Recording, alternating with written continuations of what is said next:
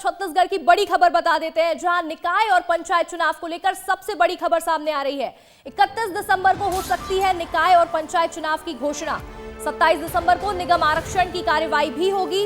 29 दिसंबर को पंचायत आरक्षण की कार्यवाही की जाएगी। तो वहीं आरक्षण की कार्यवाही के बाद यहां चुनाव की घोषणा होनी है।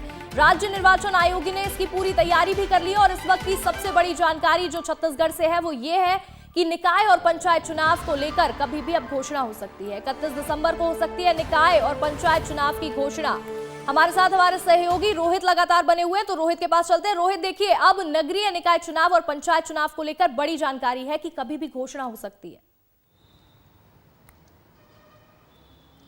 बिल्कुल अंशिका, इसको ऐसा क्यों कहा जा रहा है ये बता देता हूं, क्योंकि लगातार हम देख रहे हैं पंचायत के जितने भी आरक्षण की कार्रवाई है उसको कहा गया है कि 30 तारीख से पहले संपन्न कराई जाए। 29 तारीख को ये 30 तारीख पंचायत चुनाव के आरक्षण जो है वो तय हो जाएंगे। किस पद पर क्या आरक्षण रहेगा ये तय हो जाएगा। वहीं नगरीय निकाय चुनावों को लेकर अगर बात की जाए तो वार्डों का आरक्षण पहले ही तय कर दिया गया है। अब कल जो है वो महापौर पद का भी आरक्षण तय कर दिया जाएगा। तो ये दो प्रमुख वजह रही। इसके साथ ही तीसरी बड़ी वजह यह है कि प्रशासनिक स्तर पर लगातार तैयारियां की जा रही है।